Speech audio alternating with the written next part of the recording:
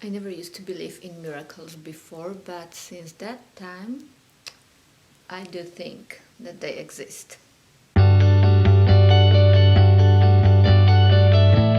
Before I start this video, first of all, I want to really thank you guys for the response that I had from you after my last video, after my story about how did I become flight attendant.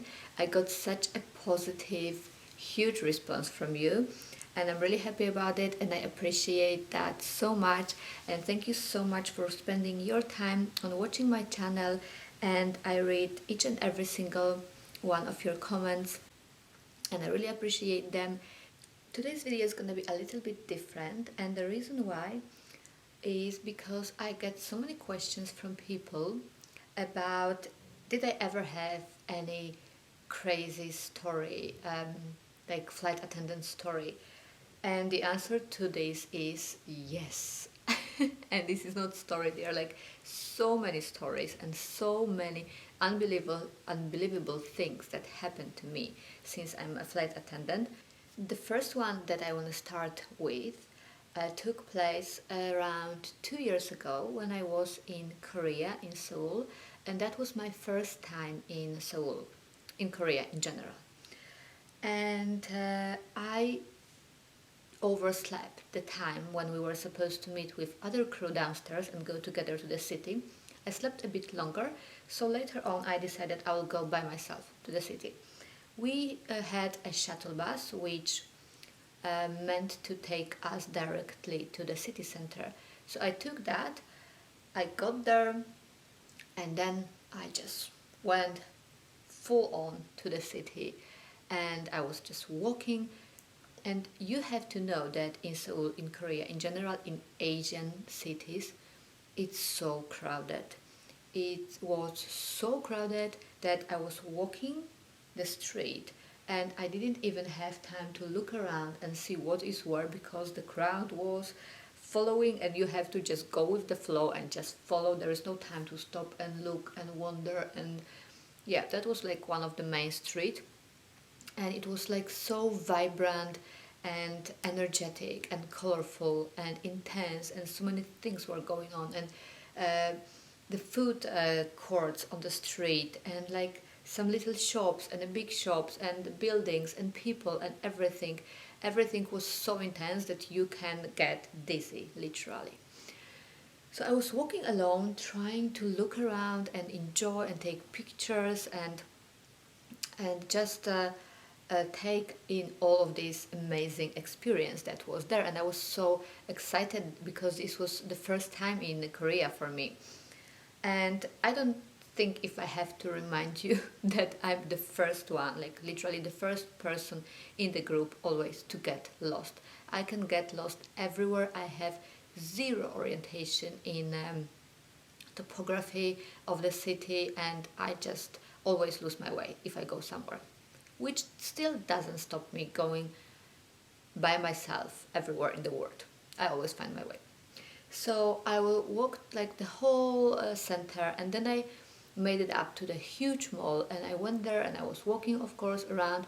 And then I realized that it's been like a whole day and it's time to go back, because the next time the pickup was really early. I don't remember exactly, but it was very early.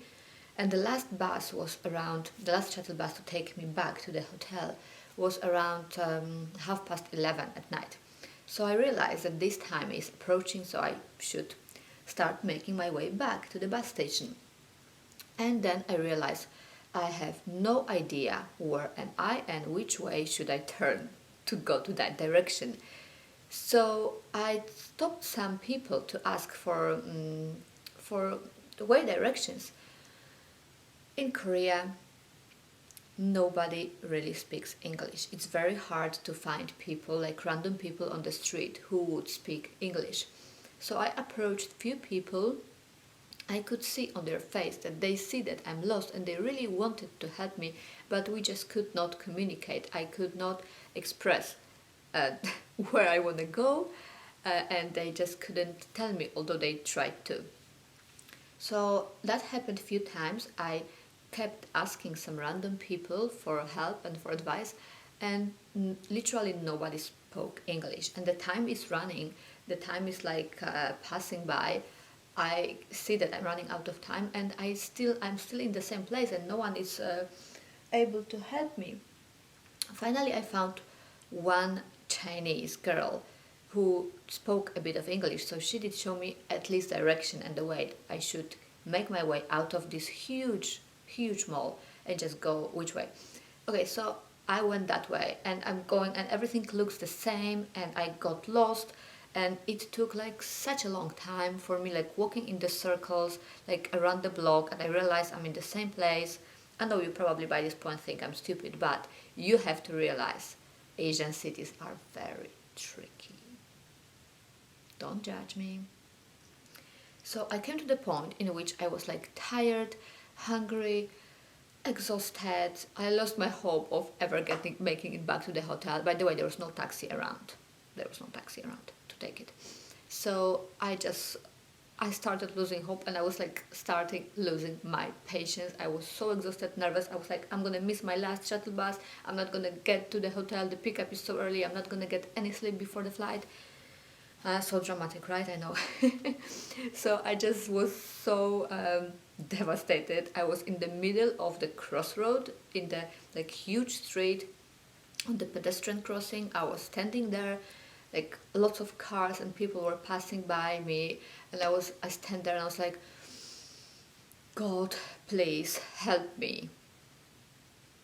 And then I turned around, and what I saw, there were two guys standing there, and one of them was holding a Polish passport in his hand.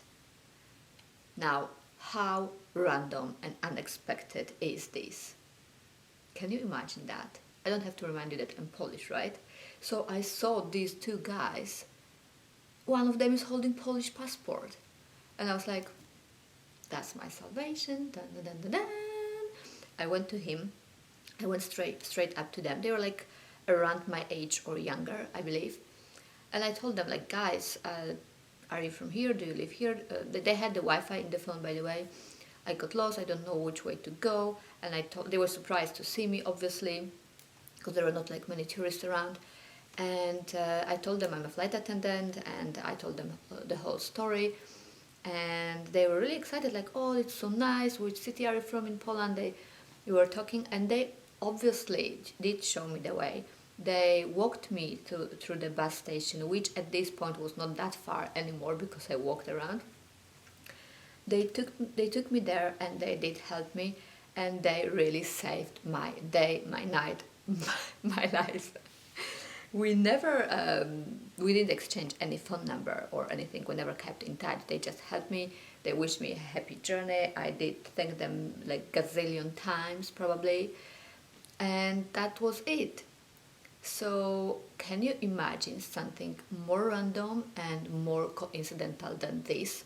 The moment you are like lost your hope and you are like praying to God to help you, and you turn around and you find something like this. Tell me miracles doesn't exist. Just tell me. The moral of this story is, no matter how tragic your situation you think it is, there is always a solution. And sometimes what it takes to find it out is to look around, literally, like it was in my case. So guys, I hope you liked this story. I have so many more stories of my flight attendant life to come. Tell me what you think, and if you like this kind of series, leave this video a thumbs up and a comment down below if you like it, and hopefully I'll talk to you in my next one. Thanks so much for watching.